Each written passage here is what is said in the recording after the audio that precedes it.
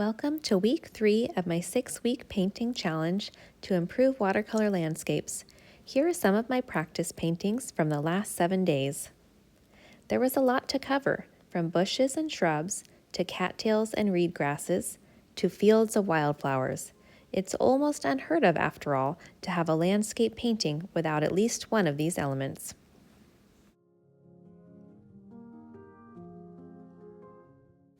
Now that I'm feeling slightly more confident in this area, I'd like to invite you to paint a small, simple landscape with me.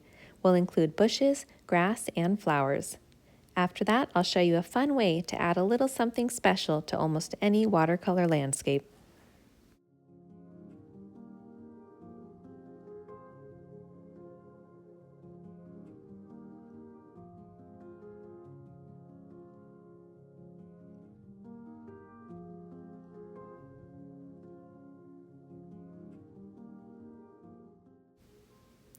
My paper is damp, and I'm starting by laying down a light blue sky.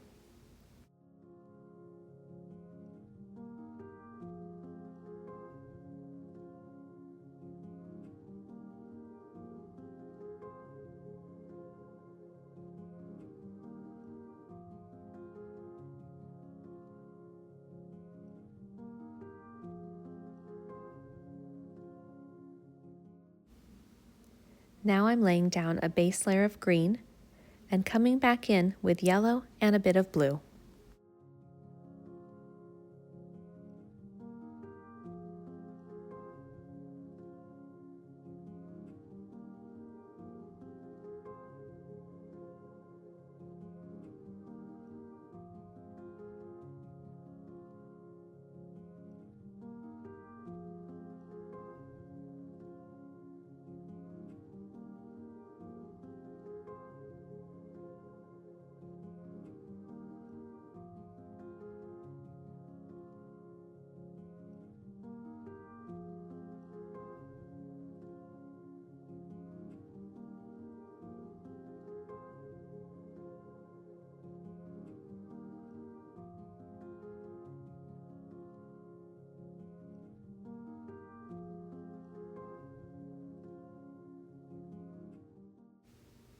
The first layer of these 3 shrubs will be quite light and have a decent amount of water, so I'm moving on to the next layer of color on the hill to give the water a chance to soak in some.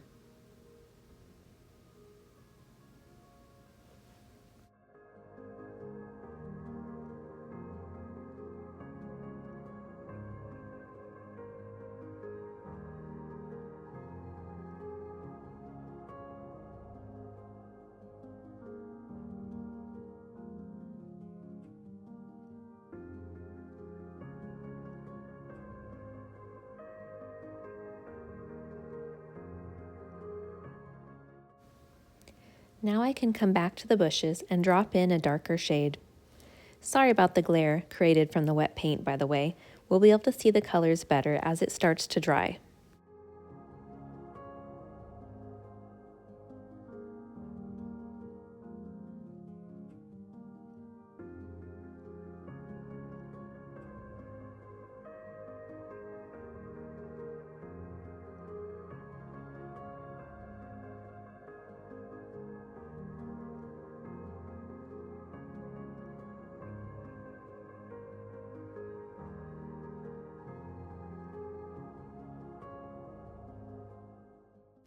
If you're interested, I'll link the rest of this playlist in the video description.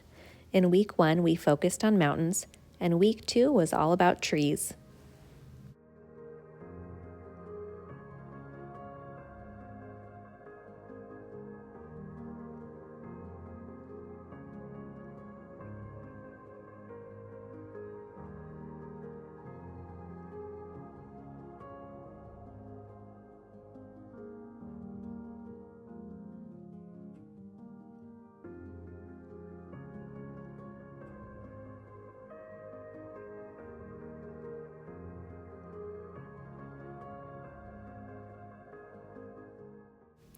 In the foreground, off to the side, I'm laying down the first layer of grass.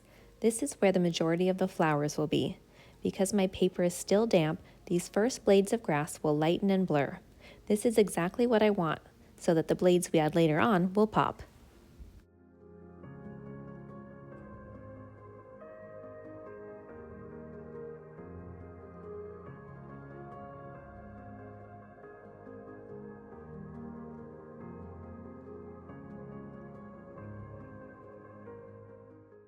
We have another task to work on before the paper dries, the flowers in the distance. I think I'll go with a field of poppies for this painting. Let's tap in some small specks of orange. Again, the color will blur and lighten on the damp surface.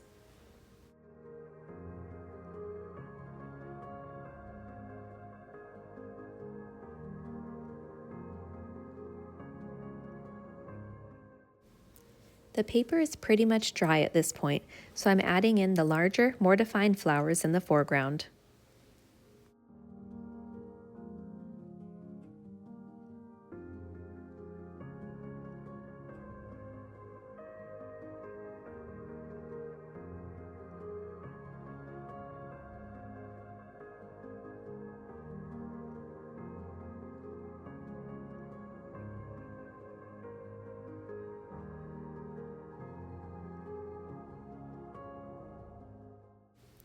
With a fairly dry brush, I'm adding shadows under the bushes. Because the brush isn't saturated, it's just raking across the surface.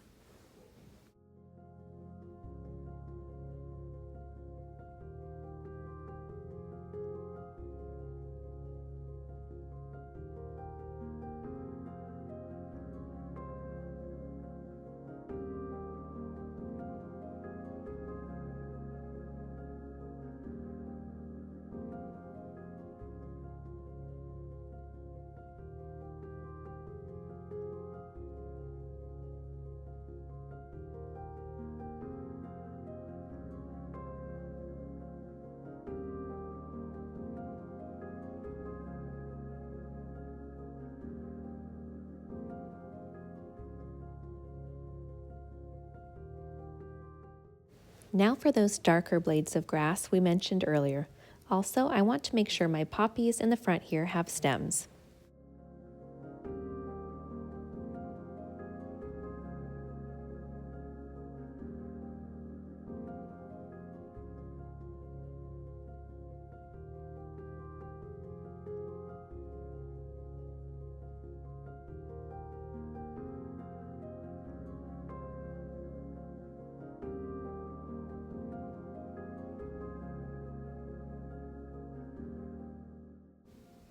Okay, now how about a few birds in flight?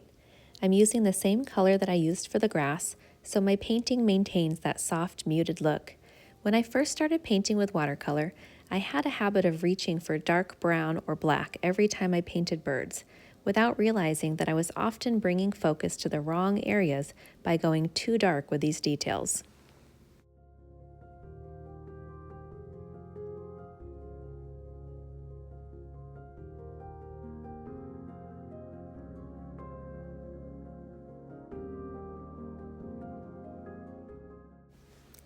There we have it, soft and sweet.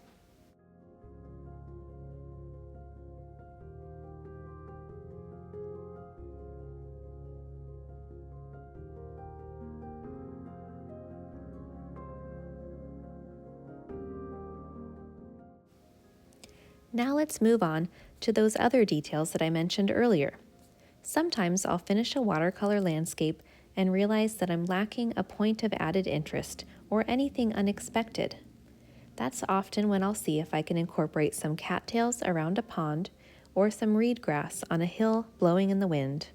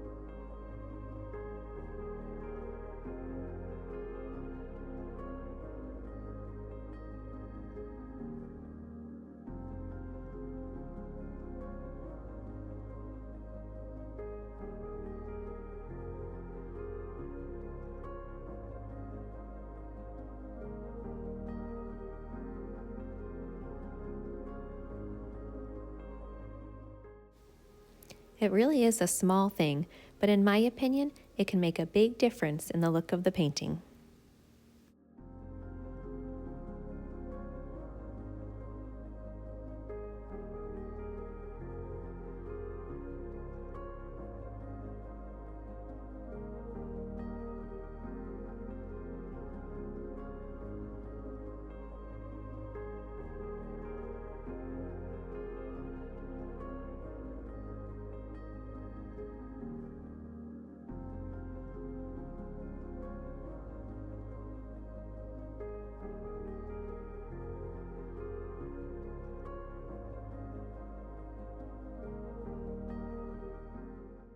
When it comes to grasses, I think the most important part is using a good fine-tipped brush and finding just the right amount of water and paint to get those smooth lines.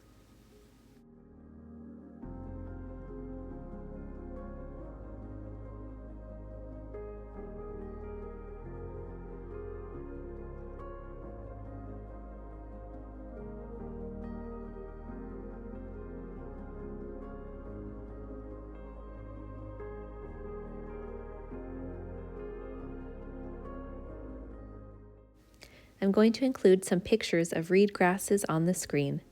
See how they come in a range of colors?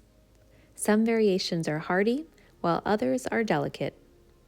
If you haven't already, I encourage you to play around with some of these grasses and consider whether your own landscape paintings might benefit from them.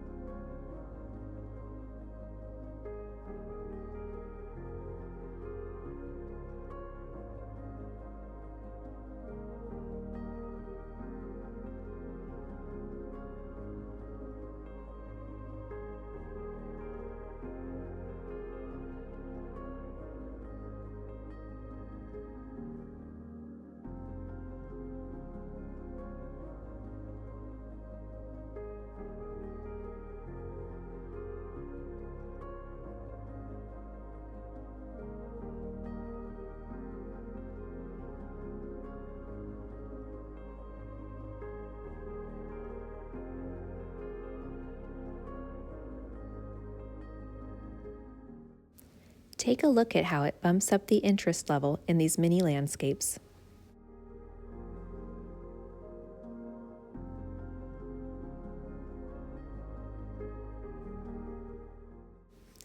Well, that's all I have for today, but I hope you'll join me next time for week 4 of our painting challenge to improve your watercolor landscapes. We'll be focusing on rocks, sand, and dirt.